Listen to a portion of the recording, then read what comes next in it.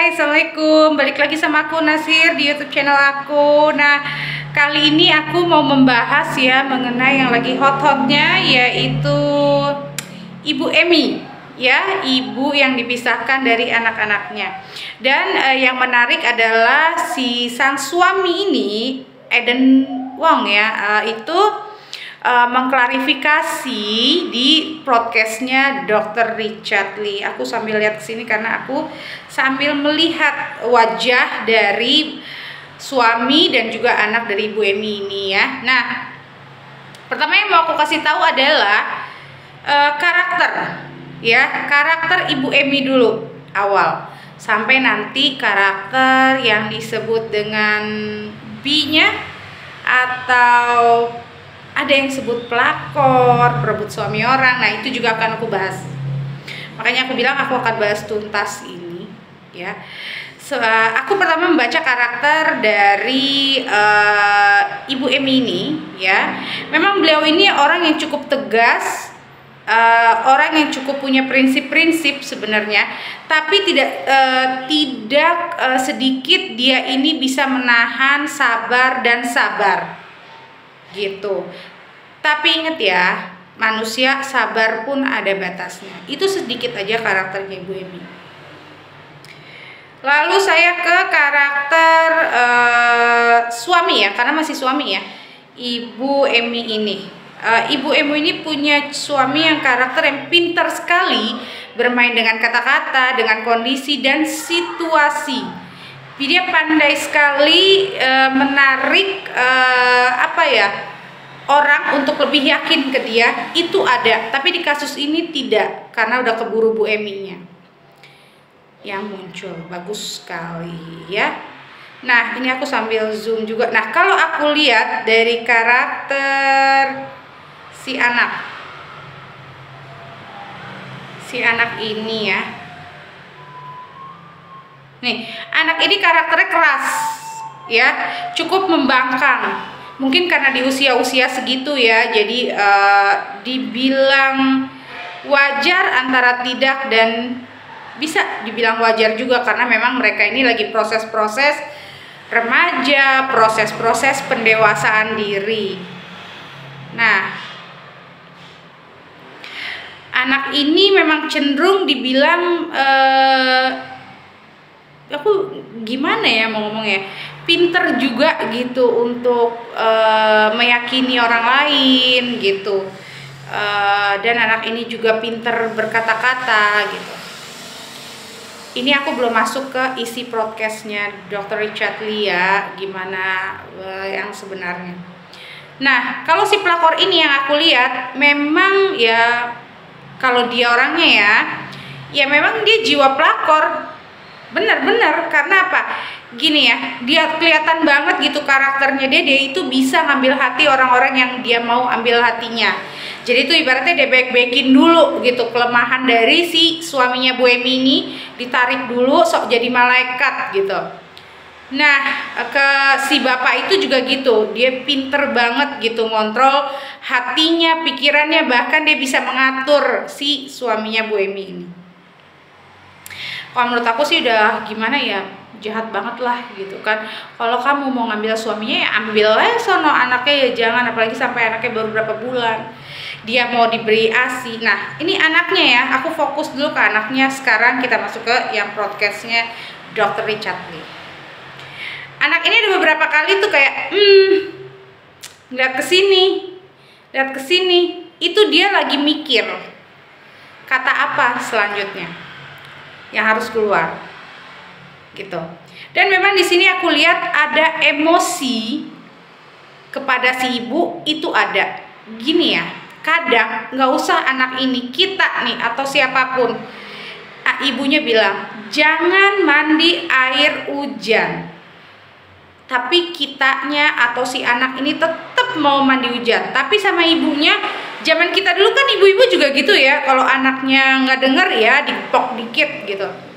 Nah, memang benar ada anak yang bisa diperlakukan seperti itu, ada yang tidak. Kembali lagi, gini loh, ilmu menikah itu penting gitu. Cara menangani anak pun penting. Bagaimana mengenali karakter anak dan cara mengatasi anak ini juga kita harus tahu gitu. Cara nge-treat anak itu juga kita harus tahu bagaimana dan bagaimananya.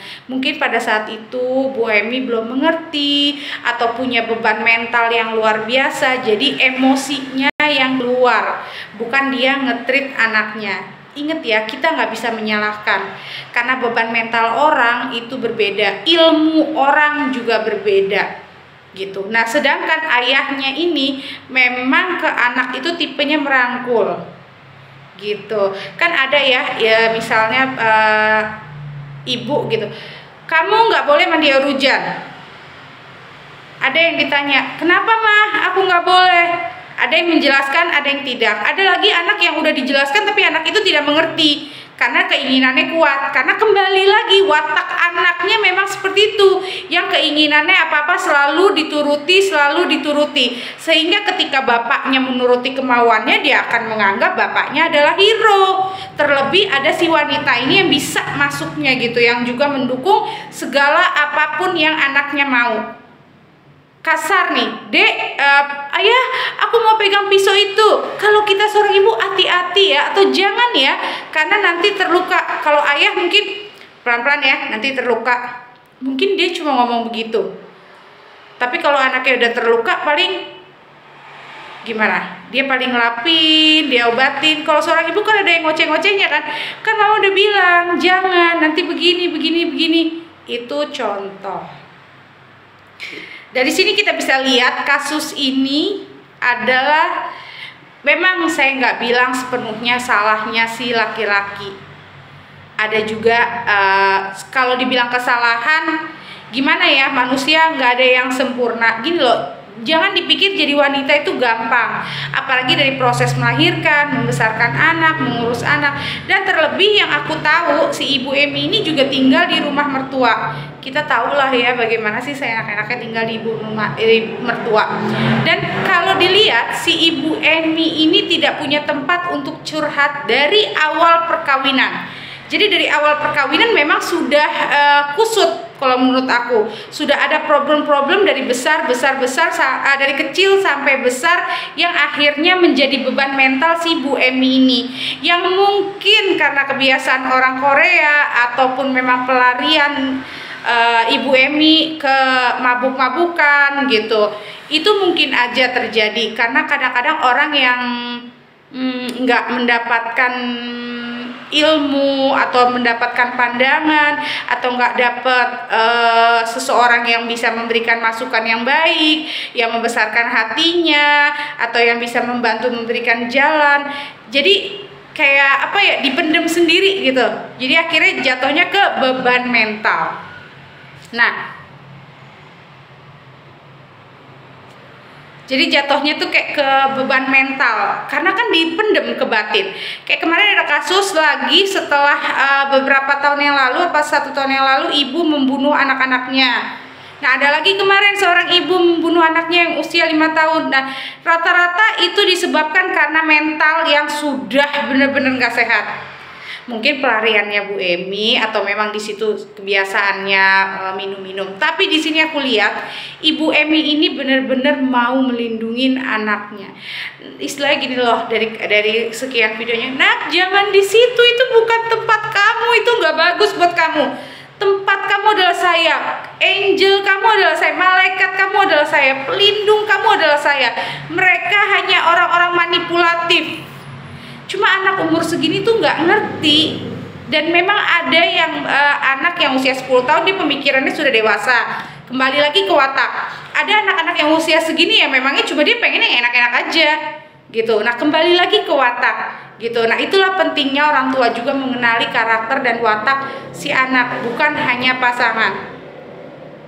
Nah, memang kalau dilihat dari karakter anak ini gue mau ngelakuin apa aja dan lu jangan larang. Mungkin ada di situ Bu Emi ini punya aturan-aturan yang anaknya banyak nggak suka. Jadi sehingga diluapkannya dengan cara yang seperti ini. Ditambah lagi ada yang mendukung.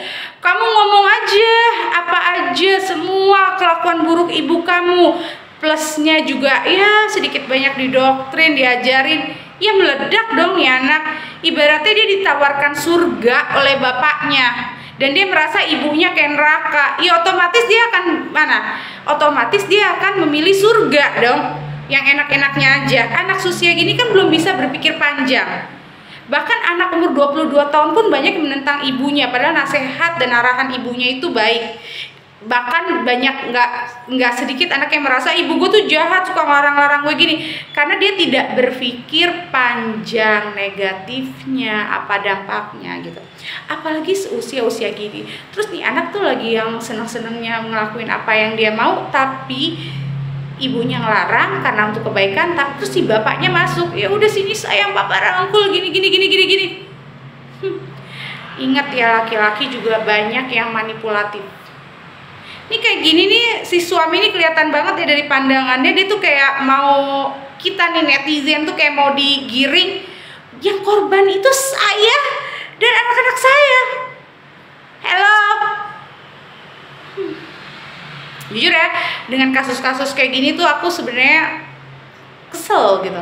Dan kenapa sih kalau laki-laki yang gentleman dia nggak akan melibatkan anaknya? Ini kan jelas ya, dia melibatkan anaknya untuk alat membersihkan dia, membersihkan nama dia dan mencari dukungan.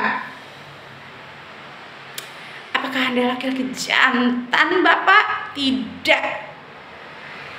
Itu dia. Kalau aku lihat dari Bu Emi selama ini banyak yang dia pendam, yang akhirnya menjadi luka batin di luka yang sama, yang akhirnya mentalnya terganggu. Itu aku bisa pastikan. Nah, kembali lagi, pelajaran terpenting dari kasus Ibu Emi ini adalah ketika kita udah ngelihat sesuatu yang tidak baik, sebelum berkelanjutan, akhirin. Tegas dan bersikap. Apalagi kalau suami udah ngomong, aku nggak cinta sama kamu, gini. Ya iyalah nggak cinta, lo dapet cinta yang baru, lepas. Itu lebih baik. Dan ingat, minta hak-hak kita. Pelajari lagi peran kita sebagai istri dan ibu. Semoga dengan kejadian ini bercerai dengan baik dan anak-anak itu kembali lagi ke ibunya. Kalau anak si perempuan ini nggak mau, biarin, biar dia rasa dulu bagaimana ketika kamu hidup tanpa ibu kandung. Yang sekarang si B ini baik-baik aja, itu cuma karena ada maunya. Karena nih perempuan tuh pinter banget untuk ngerebut hati si anak-anaknya ini dan si cowoknya ini, kayak sok pahlawan. Karena memang itu wataknya si cewek ini. Karena ada tujuan. Coba kalau si bapak itu miskin, mau nggak dia cebokin anaknya yang baik? Hah? Agak tersulut ya. Jadi gitu intinya. Dan ini pelajaran juga buat wanita. Ingat, pelajari lagi karakter pasangan dan anak. Itu penting banget. Ya, pelajari karakter pasangan kita dan juga anak, dan belajar lagi cara ngetrit anak kita bagaimana. Oh, anak yang A ngetritnya begini, yang B begini, yang C begini. Oke semuanya, terima kasih. Aku rasa cukup ya cuap-cuap dari aku. Aku cuma bacain itu aja. Semoga semuanya berjalan dengan baik. Ingat ya, laki-laki itu pinter loh. Dia itu tahu cara melemahkan wanita itu dengan merusak mentalnya. Dan kadang-kadang kita wanita menyadarinya itu terlambat. Nah, kayak Bu Emi inilah contohnya. Karena Bu Emi terbiasa juga dengan sikapnya yang apa adanya dan sebagainya, jadilah seolah Ibu Emi ini orang yang paling jahat di mata anak-anaknya. Nah, dan juga penggiringan opini dari si suaminya pun dimulai ya. Pastilah karena dia merasa punya nama besar ya kan, dan membawa perusahaan otomatis dia pasti dong membersihkan namanya. Oke semuanya, semoga ada hikmah dan ilmu dari konten aku ini. Jangan lupa like, subscribe, and share YouTube channel aku. Terima kasih. Assalamualaikum.